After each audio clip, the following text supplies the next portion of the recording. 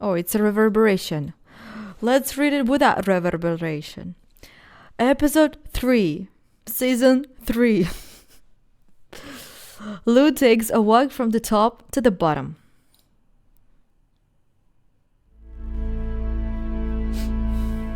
Oi. Sorry, guys. Let's make it like this. You hear?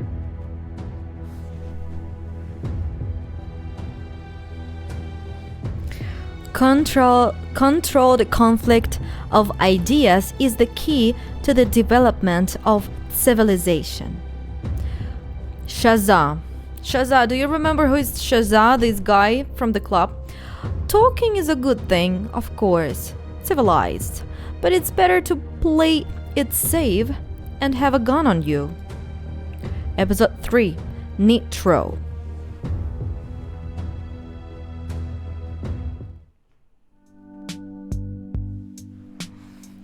The morning began without news, but soon Barretti informed the psionics.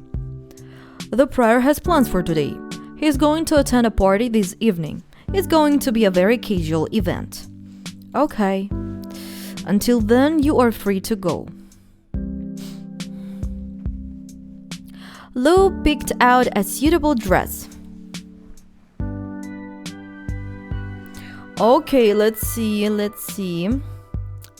Again, something sexy.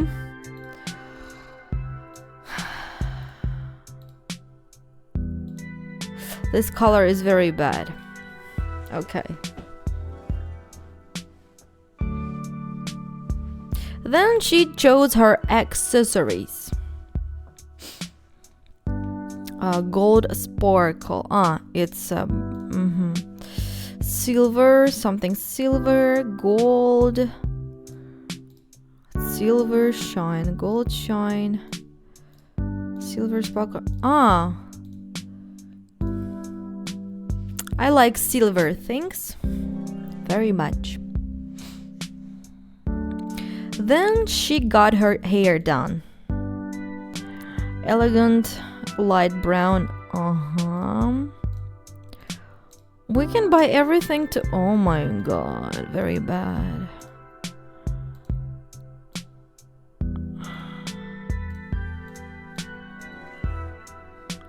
Lou wondered if she had time for makeup. Long arrow. By the way, it looks very nice. No. Yes, very nice. I like it.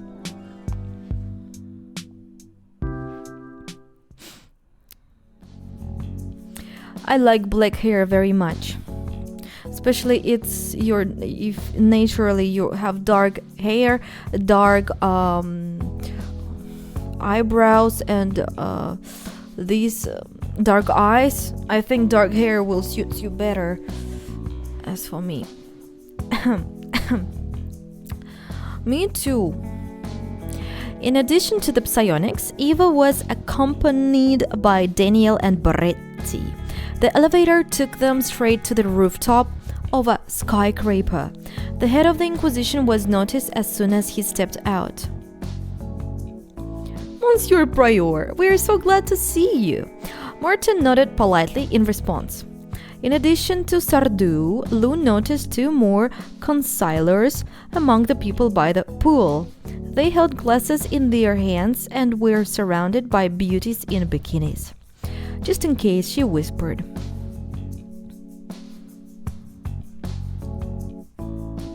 I don't want to swim.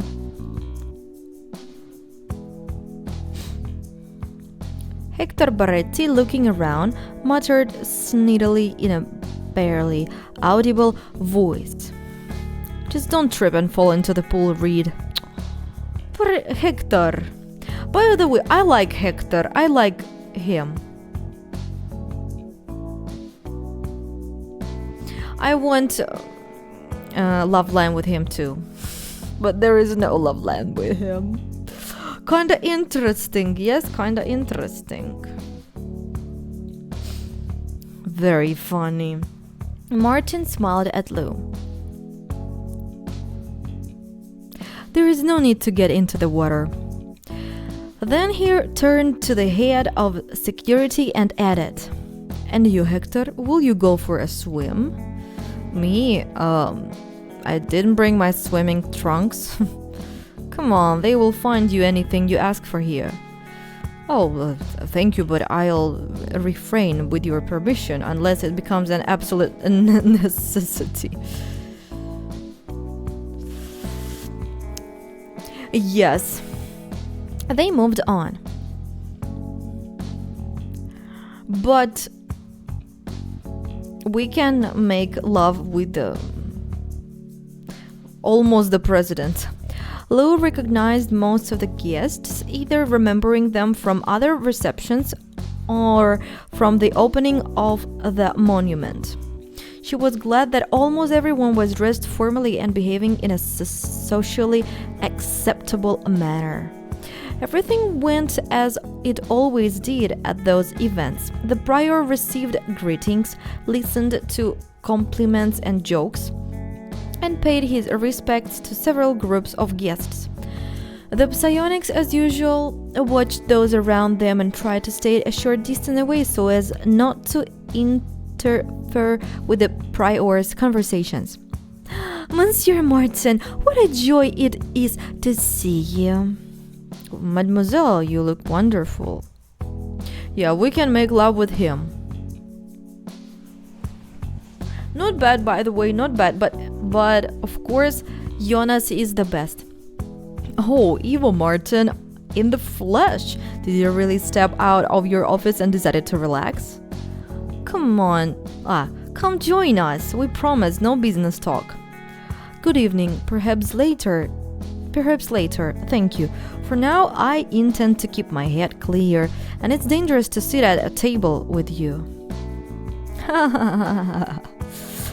An imposing individual with a bird appeared next to Martin. Lou had seen him before. It was Consigliere Salih Noriega. Lou found his tone less than friendly. "Greetings, Prior. What brings a member of the church to our secular society?" "An invitation from the host, of course, Monsieur Noriega." "Oh, is that so?" "It was probably sent by mistake. You probably judge the actions of others by your own standards. Mistakes are not common for all members of the council." "I hope you get bored with us and don't stay too long." "It will be my pleasure to disappoint you, Consigliere. I will stay for a while and you will have to endure." Ivo picked up a glass from a nearby tray. He took a sip and looked out at the pool as if forgetting that Noriega was standing next to him. That, of course, didn't go unnoticed. "Is the prior mocking the Consigliere?" "Oh no, he and Noriega always get on each other's nerves. Don't pay attention to it." "Monsieur Martin?" There was no regret in Noriega's voice, but he spoke loudly. "I apologize if I was rude." Without turning to him, Ivo nodded. Of course, Consigliere." "Привет, все хорошо." Sally left, but Ivo didn't have time to get bored. Someone else immediately approached him. "We are playing Romance Club. Inspire." Again, with the polite questions, fake smiles, and veiled burbs. In front of her, Charlotte appeared as if materializing out of thin air. "Do you like her costume, guys?" Literally Beyonce. Why don't we are wearing these costumes? I also want to wear something like this. "Mademoiselle Reed, what amazing makeup. It's a great combination of colors and goes well with your dark skin tone. And you seem more confident." "Mademoiselle Sardou."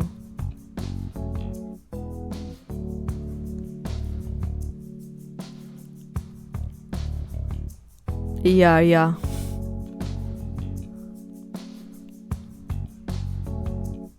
Really? Glancing out at her swimsuit, Lou acknowledged with a touch of irony. Well, I have a long way to go before I'm as confident as you.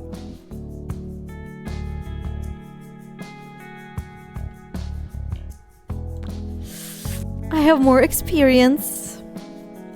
I guess it's not just about that. Charlotte laughed. Then she shrugged her shoulders coquettishly. Coquettishly,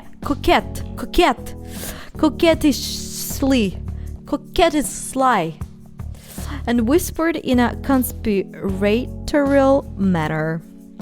Oh, honey, if I was your age and had your figure, I would walk around naked all the time. Lou burst out laughing at such honest words. That's what I'm talking about. I wouldn't dare. Yo. That's a shame. We must enjoy life and not limit our pleasures because of other people's prejudices. I am on her side here. Charlotte, you are right. Life is measured by action, not by prohibition. I've heard that somewhere. But still, I hope I won't have to walk naked in high society circles. Prejudice. You're an interesting person. Thank you. The consigliere looked around the rooftop as if for the first time.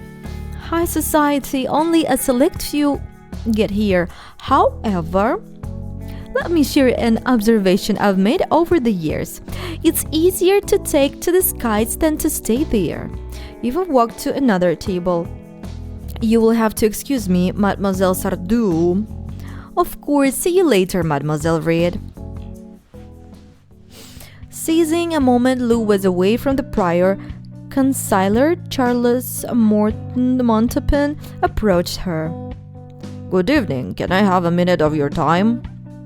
How can I refuse a consigliere? Hello, monsieur. He spoke quietly, as if he was afraid of being heard by others, despite the loud music. What do you want from me? The prior has recently surprised many. He's shown himself to be a man of not so radical views. Not everyone in the church likes his opinions. Besides those assassination attempts, there is a rumor going around that not all those responsible have been caught, and that the danger still remains. Is this true? Yeah, like I tell you anything. I think it's worth asking those who say so. That's not what I wanted to talk about.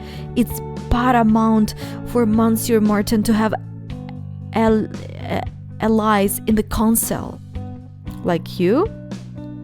For example. However, I won't be able to help him if needed. Not if I don't have certain information. If I'm, how should I put this? If I don't know his plans. Come on, seriously? For certain reasons, the prior cannot openly cooperate with consigliers. That's a problem, right? The vicar wouldn't approve. And you are asking me to supply you with information just like that? Believe me when I say this will benefit any more, including you, Reed. Are there things you wish for? They can be sponsored. Am I interrupting? Not at all. Monsieur Montapin has just suggested that I spy on you, prior. For him, he offered me money for it. Not expecting that sharp turn of events, Charles coughed. You misunderstood me, mademoiselle. Did I? Is my popularity growing in high society circles, consigliere? I'm flattered. But hardly surprised. I think I will leave you to it. I'm hungry. The appetizers are amazing. I highly recommend them. Goodbye, Monsieur Montapin. Sardu, who was standing nearby, smiled at Lou and mimed an applause. So she's overhead. She's everywhere all the time. I need to check if she's connected to the vicar. I'm getting paranoid, but I don't care if I am. It's not just the prior's life at stake now, but his intentions as well. Ivo asked quietly, "Did he offer you a lot of money?" "To make my wishes come true." The exact amount wasn't disclosed.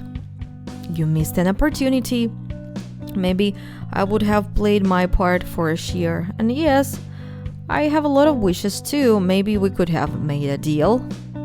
"I'll try to negotiate next time." "Deal." Ha ha ha.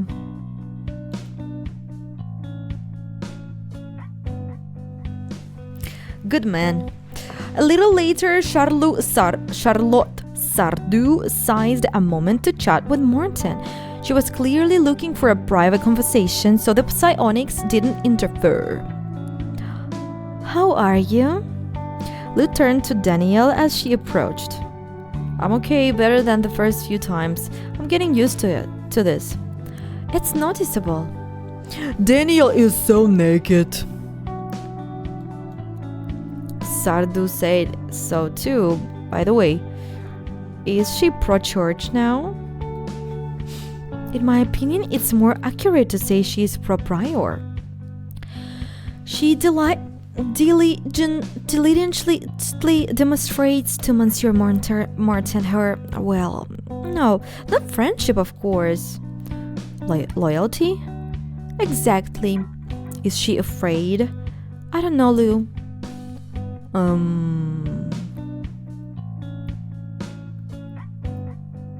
What about other consilers?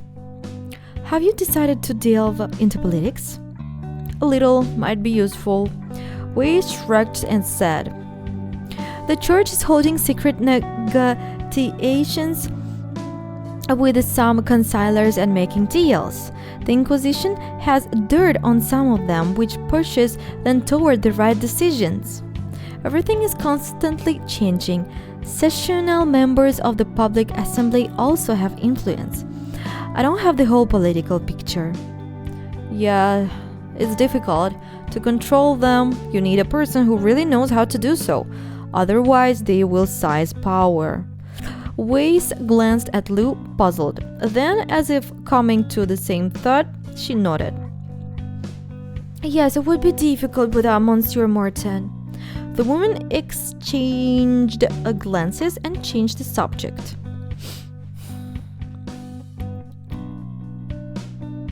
Soon, Salih Noriega reappeared next to Ivo. Lou expected another exchange of pleasantries. However, that conversation was radically different in content, though it was just as short. What should I do?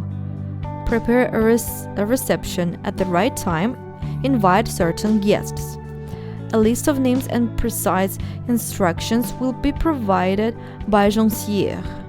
A reception when? Soon. Be ready. It's important to be able to move the date if necessary. If it's soon, I will need a reason. Come up with something. Buy a new house. Just like that, Monsieur Martin? No, you will need a great house to keep guests interested. I know you have savings. Salih grimaced so that no one would suspect him of being the prior's ally.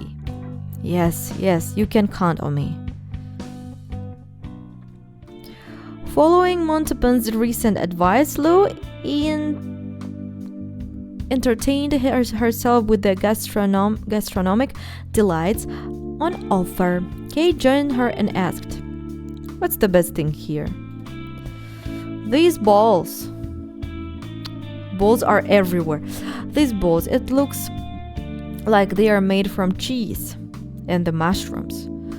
Reaching for a snack and stepping even closer to Lou, the empath whispered, "Did you hear his conversation with Noriega?" "Uh-huh. And apparently Sardou is also on his side?" "Yeah. I wonder how he will pull it off." The prior's next interlocutor was a city official. Eva was the one to approach him. Monsieur Gaspard Blanc, I have a request. A request after everything? Is this a joke? Not at all. Stop looking into Bishop Kestner. Why? I made this very clear. It's a request, an urgent one. I thought you understood, Monsieur Martin, but since you don't, I will make it this clear.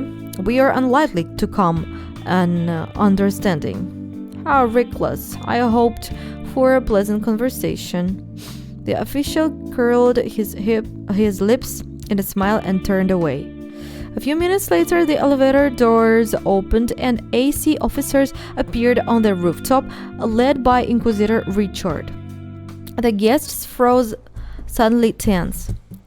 Monsieur Gaspard Blanc, you are under arrest on suspicion of violating the Genetic Security Act. What? The Inquisitor didn't repeat himself. The officer stood behind Gaspard. One put his hand on his shoulder. Take him away. That's it! Oh, this is a mistake! I didn't do anything! We have exhaustive evidence and eyewitness testimonies. Prior, Monsieur Martin, this is a mistake. Let me speak to Monsieur Martin. Gaspard Blanc rushed to Eva with unbelievable speed and whispered, Message received. Monsieur Martin, I understand. We can reach an agreement. The prior answered without lowering his voice. We are unlikely to come to an understanding. Richard, take him away. As they watched the official being pushed into the elevator, Stone quietly asked Lou, a show of force? I think there is something else going on here. Something more subtle, more cunning. Kane narrowed his eyes. Maybe. The head of the Inquisition smiled at the guests around them. Thank you for the invitation, and have a wonderful evening. Unfortunately, I have to go. Well, that was dramatic. Finally, we left this club. The next day, Jonas called and suggested that they go somewhere together in the evening, but as much as Lou wanted to go with him, she had to refuse. She needed to see Ezgi. No, I needed to see Jonas more, maybe. After getting dressed, Lou put her headphones in her ears. No matter what Charlotte Sardou said, Lou felt more confident intermediary, just as she always had.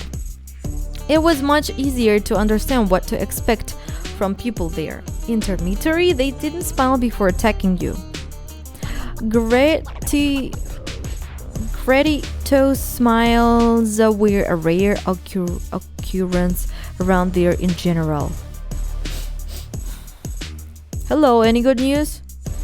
I asked around. They say your Foxy goes to Nitro. It's a club intermediary. I've heard about it, but I've never been there. Well, it's like the Reactor, only more dangerous. They don't like outsiders at all. Thank you. Do you need the sedative? I'm set for now. Then I expect what was promised. After paying for the information, Lou said goodbye and left the store.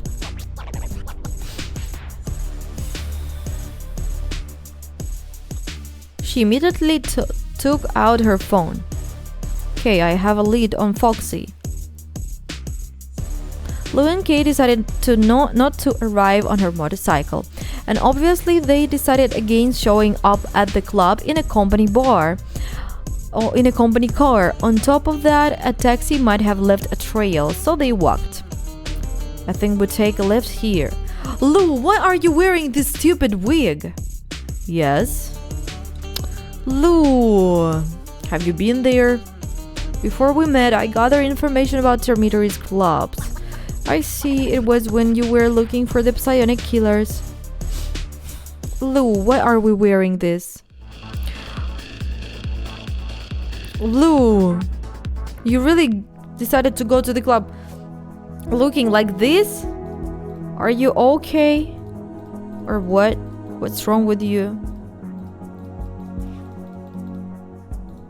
I don't really know what to wear because we don't have a lot of cool clothes here, but let's at least find something. At least like that, I don't know.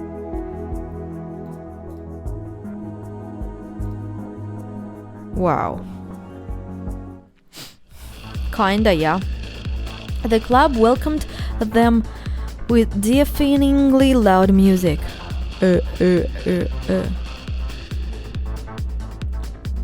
No one could accidentally overhear them over such loud noise. Trying to shout over the powerful speakers, Lou's lips almost touched Kay's ear as she attempted to be heard.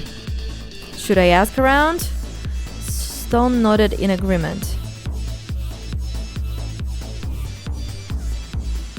The bartender, give it a try. I will take a look around. Meet me at the bar. Uh-huh.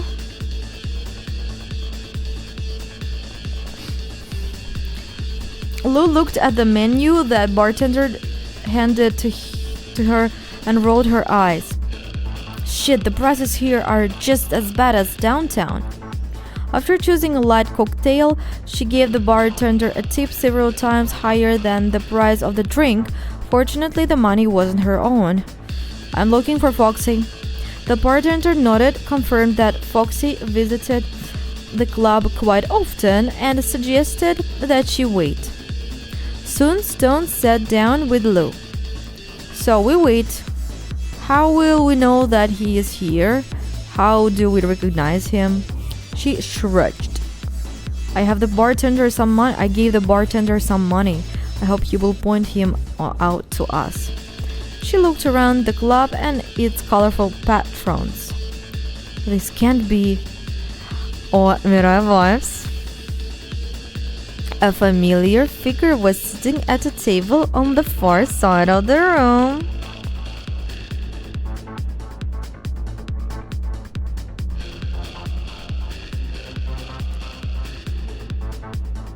Hello, Jonas. Yes. My boyfriend, by the way.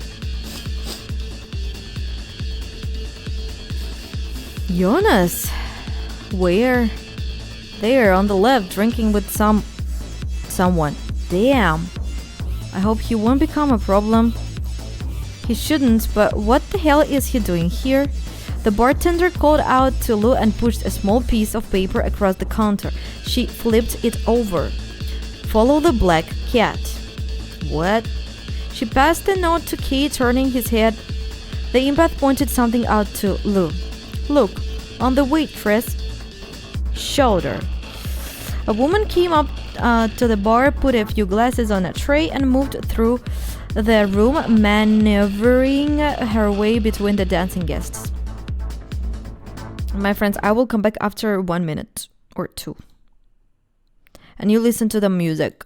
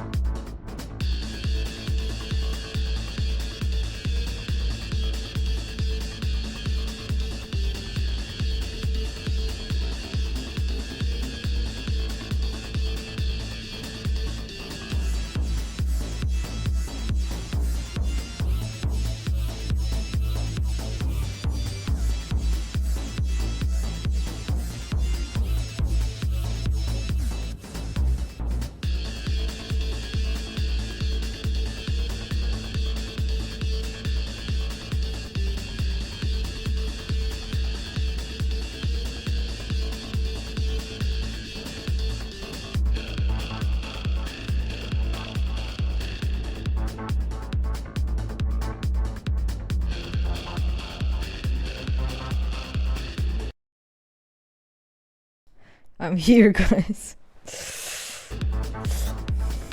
A woman came up to the bar, put a few glasses on a tray, and moved through the room, maneuvering her way between the dancing guests.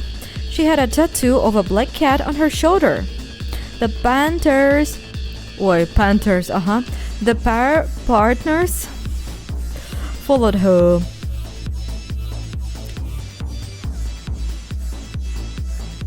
Jonas, who had also noticed Lou, raised his eyebrows in surprise.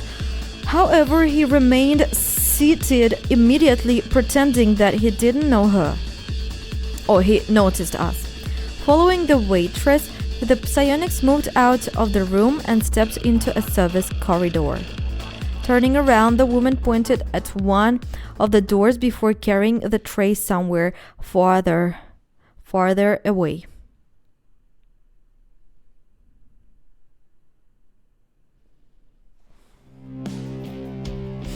Kay raised his hand but didn't have time to knock before the door rolled to the side. They entered a poorly lit room. The door closed behind them, just like that. A man sitting in a chair looked at them over his shoulder. Then he stood up. It's Foxy, guys. Oh, I also want with how to say it.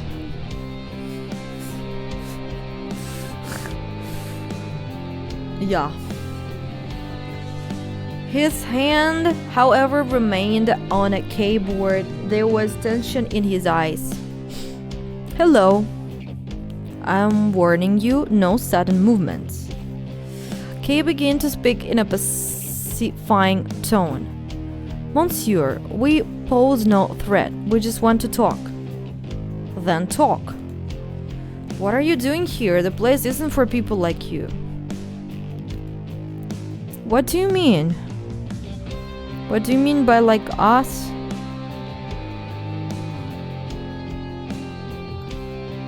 The man gave them a rare, soft smile. Government officials. The kind who aren't very welcome intermediary. Do you know who we are? Isn't that you on stage? He moved his hand to another computer and quickly typed something. On the monitor, an image appeared. It was of the square with Germain hanging in a noose. Eva was standing a little behind him, and next to him were Lou and Kay. Over there, near the prior. Yes, they look like us. Okay, that's us. I'd be stupid to deny that. Since it's not necessary for us to introduce ourselves, can I clarify who I'm talking to?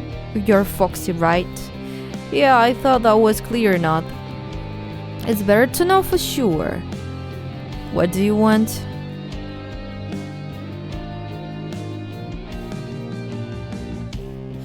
Oh, the prior forgot the password to his work account. Can you help?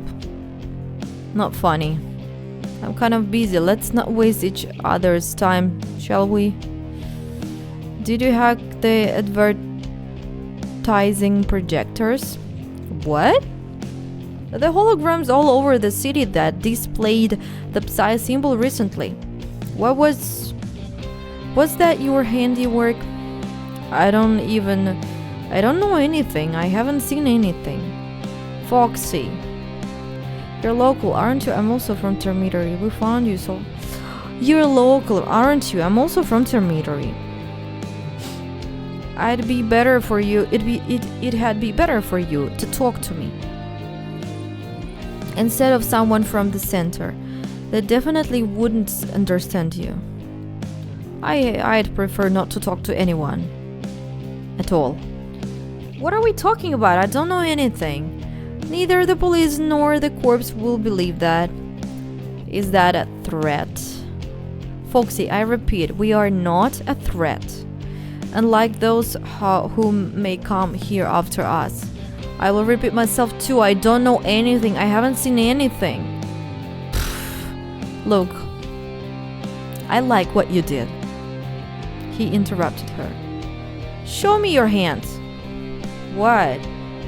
Your wrists. I want to make sure that you are really psionics and that the internet isn't lying about you. Kay pulled up his sleeve, revealing his brand. Lou followed suit. What makes you think I hacked the projectors? A friend gave us this lead. You applied the same methods you used in the past. No one else has figured it out yet, but the police aren't idiots. Also, as a show of good faith, you should know that an inquisitor has been assigned to your case. He is not a genius, but he is stubborn. Similar algorithms are not proof of anything. It's enough to drag you into an interrogation room, and there you will spill everything. Either they will inject you with specific drugs, or they will simply use brute force. Let's suppose you are right. Only then did the hacker remove his hands from the computer. Does we have a panic button over the ear? Suppose I had something to do with it. What would you want from me then? Don't strip out the waters. Not now. Disappear and lie low. This isn't the time to provoke unrest among the people. Fuck.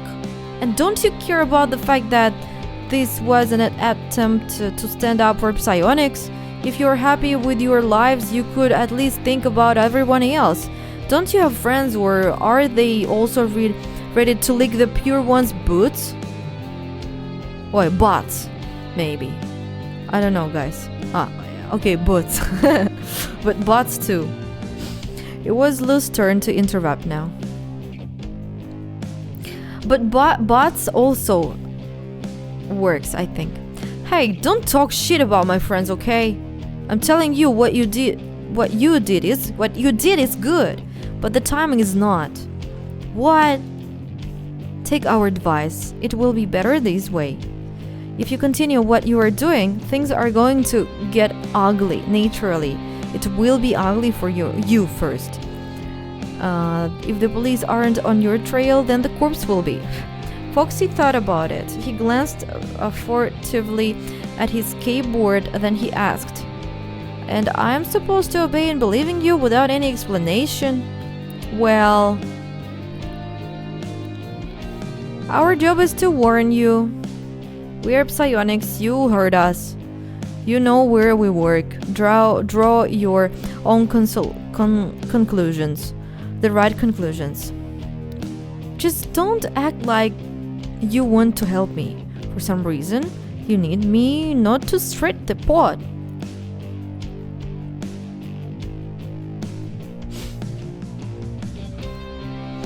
I know, Nev. But in Russia, we say licking butts. Licking asses. Licking the ass. So that's why it also works.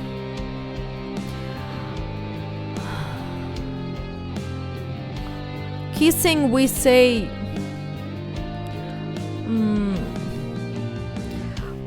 if we say about the person we don't like, we say licking. If kissing, we say it in the other way a little bit.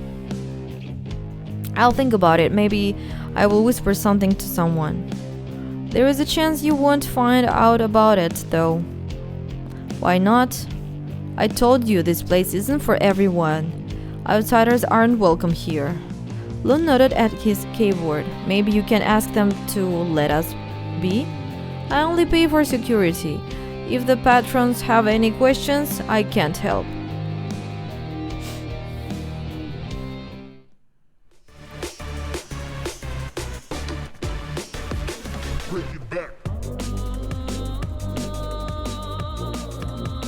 Questions arose as the psionics returned to the main room. They caught the rapt attention of an obviously aggressive group of people. Hello?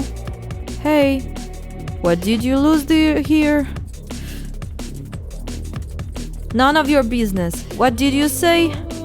Do you know who I am? Come on, we will just leave and no one will get any in any trouble. No shit, so like if we don't let you go, are we going to get in trouble? You guys hear that? The guys in question slowly closed in on them from different directions surrounding the two partners. I'm afraid there will be a lot of trouble for everyone.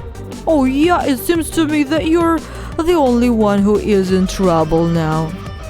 Damn, it was only a matter of time before we ran into something like this when wandering around Termitary. Who are you? Jonas appeared behind him. Hey. The man turned to him angrily, shouting, "What? I know them. And they are local from Termitary. Get away from them. Leave them be. I'm a regular here. It's not difficult to figure out who has my back. You have played around, but that's enough for now." The enthusiasm of that group began to subside. Some even raised their hands in a conciliatory manner. But then one of them came closer. Lou's nerves tensed. She cursed. You motherfucker! Yeah, I remember seeing this guy somewhere. Maybe around here. Jonas either didn't recognize the guy he had spent the night with behind bars at the police station, or he simply wasn't showing it. And her too, just definitely not here. I'm telling you, we are locals. You might have seen her on the street. Eloy, I've definitely seen her, either in the center or with someone from there. The one called Eloy looked at Jonas warily, then at Lou. I mean, she's pretty, Vin. I'd remember her too. Let her stay with us. Tell us where she hangs around, or she could entertain the guys. Let the other one go. Kay moved slightly, adjusting the hem of his cloak. Lou knew how quickly he could draw a gun, but she still hoped to get rid of the thugs without making a scene. Guys, don't. We haven't done anything. Crap, that's right. Crap, that's right. Shit. What are you doing? I remember now. She's from... Bang! A point-blank shot from the ultimatum made a neat, dark red hole in Vince's forehead. The thug's body was thrown back even before it hit the floor. Kay was already pointing the gun at another. Someone jumped up and rushed at Jonas with a knife, but he flew to the side, taking a kick in the chest. Immediately after, a heavy urn fell from the balcony above them with a dull thud right onto Jonas' head. He staggered.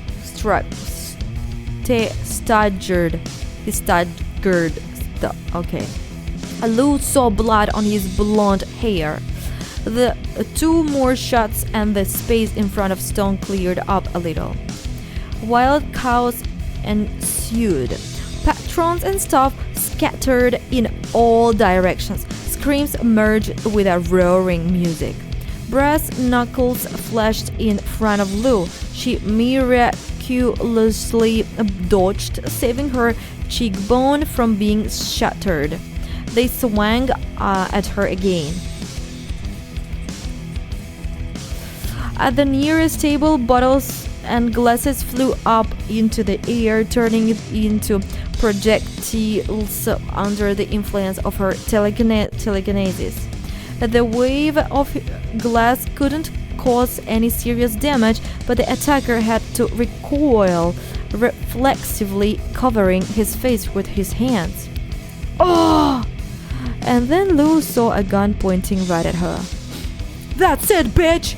This is the end for you!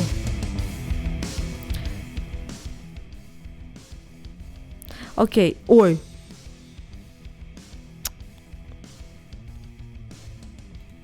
Okay.